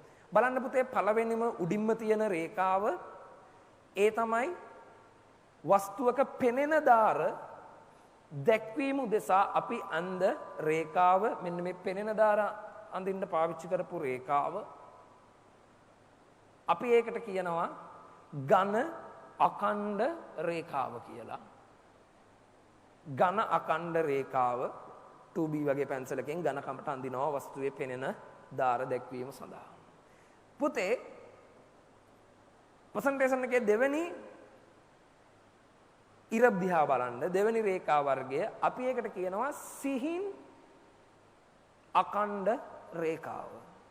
සිහින් අඛණ්ඩ රේඛාව.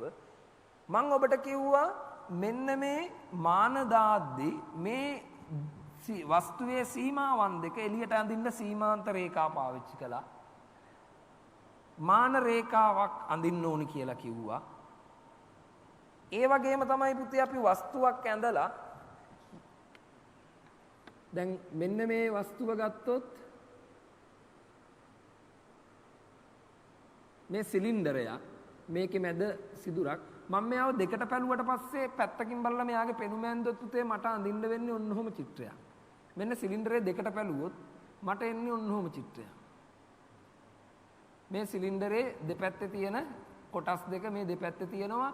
අන්නේ දෙක ඝනයන් විදිහට දක්වන්න මම මෙයාව පාට කරනවා, අඳුරු කරනවා. ඡේදනය කරාට පස්සේ මට පේන පෘෂ්ඨ දෙක හොම් ඇලයිරි වලින් පාට කරනවා. මෙන්න මේ අඳුරු කර දැක්වීම සඳහාත් අපි අඳින්නේ මේ මාන රේඛාව අඳින්න පාවිච්චි කරපු මේ සීමාන්ත රේඛාව අඳින්න පාවිච්චි කරපු සිහින් අඛණ්ඩ රේඛා කියන ඔයාගේ ප්‍රසන්ටේෂන් එකේ තියෙන දෙවෙනි රේඛා වර්ගය. පැහැදිලිනේ? ඒ වගේම තමයි පුතේ ඔය සිහින් අඛණ්ඩ රේඛාව තව විශේෂ තැනකට පාවිච්චි කරනවා. මං කිව්වා මේ වෘත්තවල කේන්ද්‍රය දැක්වීම සඳහා රේඛාවන් ගහන්න ඕනි. ඒ රේඛාව අඳින විදිය මම ඔයාලට කිව්වා දිගයිරයි කෙටියිරයි තමයි ඒක ඇඳලා තියෙන විදිය. හැබැයි මේ දිගයිරයි කෙටියිරයි ගහන්නේ තරමක් විශාල වෘත්තවල කේන්ද්‍රය දැක්වීම සඳහා. ගොඩක් පොඩි වෘත්තයක් ගත්තොත් මේ පොඩි වෘත්තයේ කේන්ද්‍රය දක්වන්න මේ වගේ ඉරක් ගහන්න අපිට බෑ. ඒකින්ද ඒ වගේ පොඩි වෘත්තයක කේන්ද්‍රය දක්වන්න මේ වගේ පොඩි වෘත්තයක කේන්ද්‍රය දක්වන්න මම පුතේ මෙන්න මේ වගේ ඉරි දෙකක් ගහලා දක්වනවා. දිග ඉරයි කෙටි ඉරයි වෙනුවට ඉතා කුඩා වෘත්තවලදී කේන්ද්‍රය දක්වන්න. අපි මේ සියල්ලම බොහොම පැහැදිලිව නැවත ඔබට මේ වෘත්ත ඇඳීමේදී චිත්‍ර ඇඳීමේදී කරන්න ඕනේ නීති ගන්නකොට උගන්වනවා. පුතේ මෙන්න මේ කියන කෙටි ඡේදන රේඛා දක්වන්න මාන රේඛාව, සීමාන්ත රේඛාව, ඒ වගේම අඳුරු කර දැක්වීම ආදී දේවල් සඳහා අපි අඳින රේඛාව සිහින් අඛණ්ඩ රේඛාව කියනවා. ඉතින් මේ සිහින් අඛණ්ඩ රේඛාව කියන්නේ ඝනාඛණ්ඩ රේඛාවට වඩා මෙයාගේ තියෙන වෙනස මොකද්ද?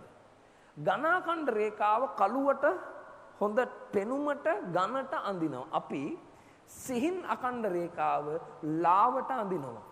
හරියටම කිව්වොත් අපි සාමාන්‍යයෙන් 2B 3B වගේ පැන්සලකින් ඝනාඛණ්ඩ රේඛාව අඳිද්දී ඔබට මතකයි 2H 3H වගේ පැන්සලකින් H ගතියෙන් වැඩි සිහින් රේඛා ඇඳෙන පැන්සලකින් මෙන්න මේ කියන සිහින් දාම රේඛා ඇඳීම සිහින් අඛණ්ඩ රේඛා ඇඳීම සිද්ධ කරනු ලබනවා. ඒක මතක තියාගන්න.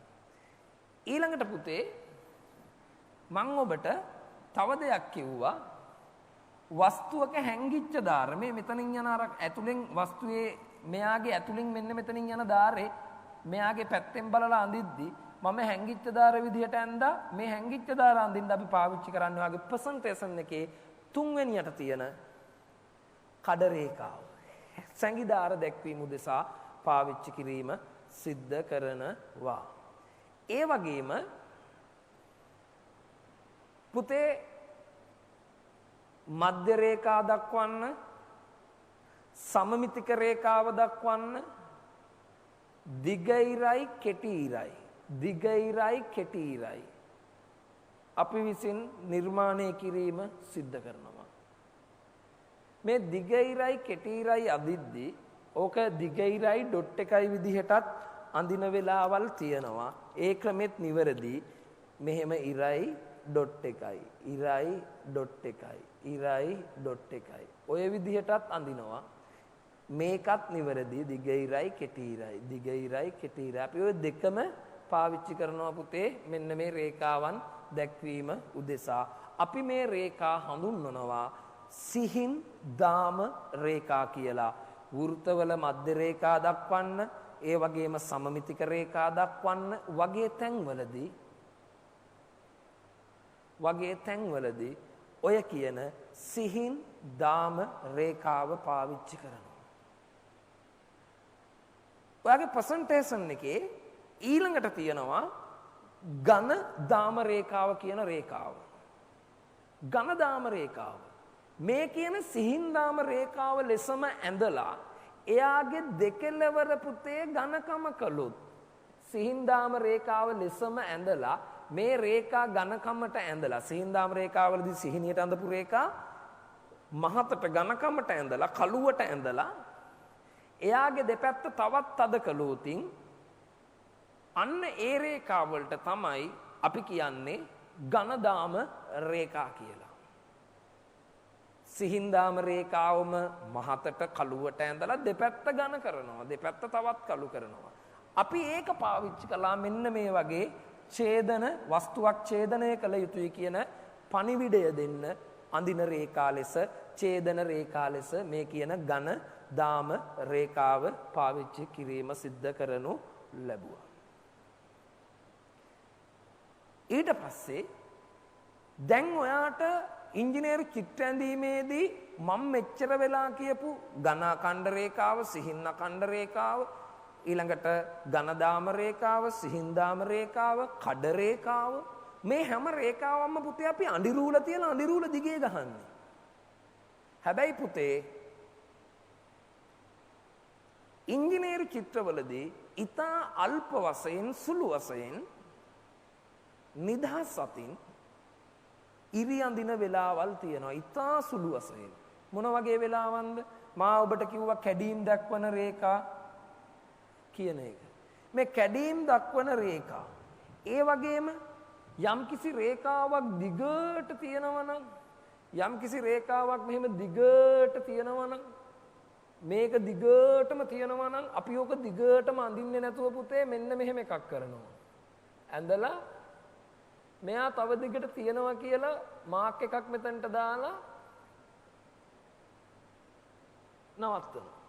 අන්නේ මාක් එක දාන්න දීර්ඝ කිරීමේ රේඛා අඳින්න අඩිරූල් තියලා ගහන්නේ. මේක ගහන්නේ මෙන්න මේ කෑල්ල අඳින්නේ නිදහස් අතින්. අන්න ඒ වගේ ස්ථානවලදී මොනවද ස්ථාන දෙක? දීර්ඝ කිරීමේ රේඛා ඊළඟට මෙන්න මෙතන කැඩීම් දක්වන රේඛා මෙන්න මේ කියන රේඛා වර්ග දෙක ඇඳීමේදී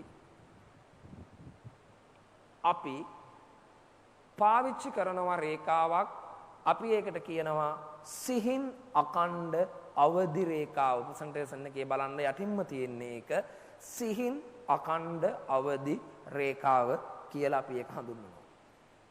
ඔන්න පුතේ අපි මේ ඒකකයේදී සාකච්ඡා කළා ඉංජිනේරු චිත්‍රයක් කියන්නේ මොකක්ද? මේ ඉංජිනේරු චිත්‍රය අඳින්න පාවිච්චි කරන උපකරණ මොනවද? ඒ වගේම පුතේ ඉංජිනේරු චිත්‍ර අඳිනකොට අඳින්න පාවිච්චි කරන රේඛා සම්මත රේඛා විය යුතුයි. ඒ සම්මත රේඛාවන් වල නම් මොනවද? ඒ සම්මත රේඛාවන් අඳින්නේ කොයි වගේ තැන් වලටද කියන කතාව අපි මේ ඒකකයේ පළමු කොටස ලෙස අද සාකච්ඡා කළා. අපි ඊළඟ ලෙසන් එකෙන් ඊළඟ පාඩමෙන් ඉංජිනේරු චිත්‍ර පිළිබඳව මේ පාඩමේ ඉගෙන ගන්න ඕනේ. තව කරුණු ටිකක් එක්කලා නැවත සම්බන්ධ වෙමු. ආයිබෝවන්.